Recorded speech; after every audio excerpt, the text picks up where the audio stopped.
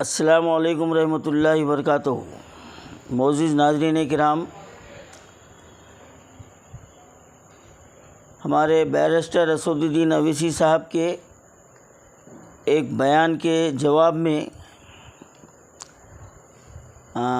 ایک ویڈیو سامنے آیا ہے اور انہوں نے بیرسٹر صاحب کو سبق پڑھانے کی ناکام کوشش کی۔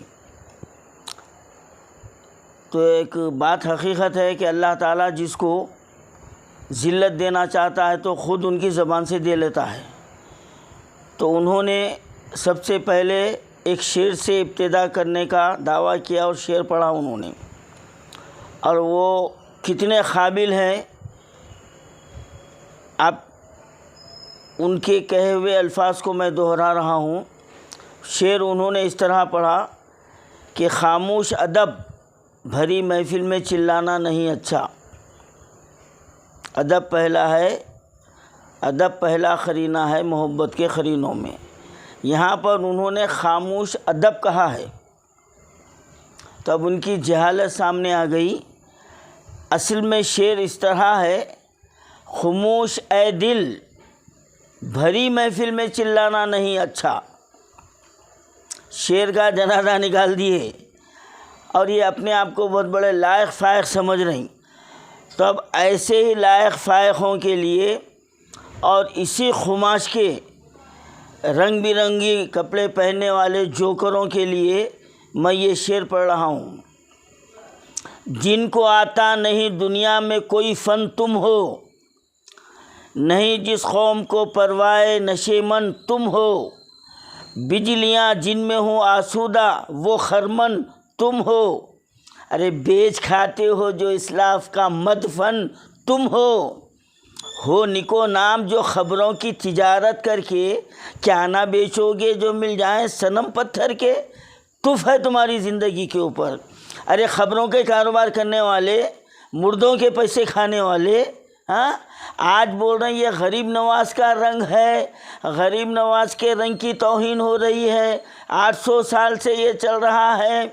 یہاں پر سوال جو نا غریب نواز کے رنگ کی نہیں ہے، سوال یہ ہے کہ غریب نواز کے رنگ کو کیسے جاہلہ استعمال کر لیے، کیسے ایمان فروشتہ جو ہے نا اس کو اپنا لیے، کیسے قوم کے غدارہ اپنا لیے۔ سوال یہ ہے، سوال غریب نواز کے رنگ کا نہیں ہے، سوال تم جیسے قوم کے ملک کے دشمنوں کا ہے۔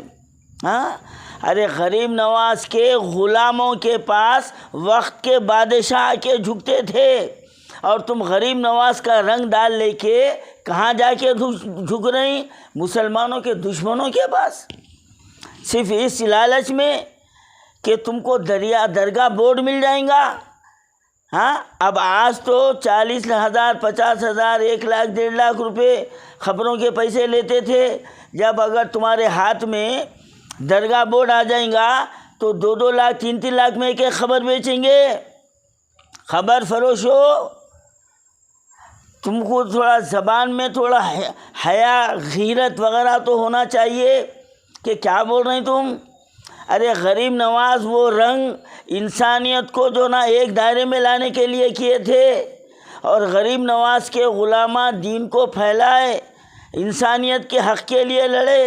تم کیا کر رہی؟ اپنی مفاد کے لیے قوم کو قربان کر رہی۔ لعنت ہے رے تمہاری زندگی پہ۔ ابھی بول رہے ہمارے رنگ کی توہین ہو رہی، رنگ کی نہیں ہو رہی۔ رنگ جو ہے نا اس پر جچتا ہے جو وہ رنگ اوڑھنے کے قابل ہو۔ تم لوگا قابل ہے، باپ مر گیا بیٹا بیٹھ گیا، ایک شعر پڑھنا نہیں آیا، جواب دینا نہیں آ رہا، بولنے کی بڑی جو ہے نا آ گئی۔ ارے کچھ قابلیت پیدا کرو، بس بیوقوف بنا دے رہے لوگوں کو۔ ہمارے کو ہمارے بڑوں سے فیض آتا، کہاں سے آتا؟ تمہارے ایسے جاہلوں کے پاس سے آتا۔ ارے وہ بارگاہوں کو دیکھ کے، تمہارے ہولیے کو دیکھ کے لوگ جو ہے نا گمراہ ہو رہی۔ جب ان کے سامنے حقیقت آ رہی تو آج کیا عالم ہو رہا تمہارا؟ سوچو ذرا۔ آپ ہمارے بیرسٹر صاحب کے اوپر انگلیاں اٹھا رہے ہیں، آپ بتا رہے ہیں ان کو کیا کیا کہہ رہے ہیں آپ۔ دم ہے بائیکاٹ کرنے کا؟ ارے اب قوم تمہارا کتنا بائیکاٹ کرتی دیکھو ذرا۔ ہاں تمہارا کہاں بائیکاٹ ہونے والا ہے وہ سوچ لو. ہاں ارے کتنے دن جیو گے. ہاں اور رہی بات یہ کہ تم لوگوں کی گزر اوقات کیا ہے, کیا کاروبار ہے تم لوگوں کے, کیا ہے؟ نذرانوں پہ زندگی, غلے پہ زندگی, خبروں کے پیسے پہ زندگی. تم قوم کا کون سا بھلا کرے؟ بس مریدوں کے ڈر, ادب سے رہنا. ہاں اس کے بعد نہ روحانی فیض, نہ تقوی کو تو تمہارے پاس لغوہ لگا ہوا ہے. تم کہاں سے تقوی پہ چلتے؟ مرغن غذائیں ہونا, حرام کی غذا ہونا, 5 اسٹار ہوٹلوں میں پھرنے کو ہونا. ہاں اور جو مسلمانوں کے دشمن ہیں ان کے تلوے چاٹنے کو ہونا تمہارے کو. ہاں تو تم یہ کلر لے کے جو حرکتیں کر رہے ہیں نا اس پر کہا جا رہا ہے. رنگ کو کوئی بھی نہیں کہتے, ارے تم اس قابل نہیں ہیں. ہاں گدھے کے اوپر تھیلا اچھا دکھتا اور یہ مخمل کا کپڑا اچھا نہیں دکھتا. مخمل کی زین گھوڑے پہ بنی جاتی, گدھے پہ نہیں ڈالا جاتا, گدھے پہ تھیلا ڈالا جاتا. تو تم لوگ تھیلوں کے قابل ہے. آج جو نا مخمل ڈال لے کے بیوقوف بنا رہے لوگوں کو. ہاں غریب نواز کے رنگ کو, ارے وہ مقام غریب نواز کی توہین کا کوئی سوچ نہیں سکتا مسلمان. غریب نواز کے اصولوں کی جو ہے نا دھجیاں تم لوگ اڑا رہے ہو.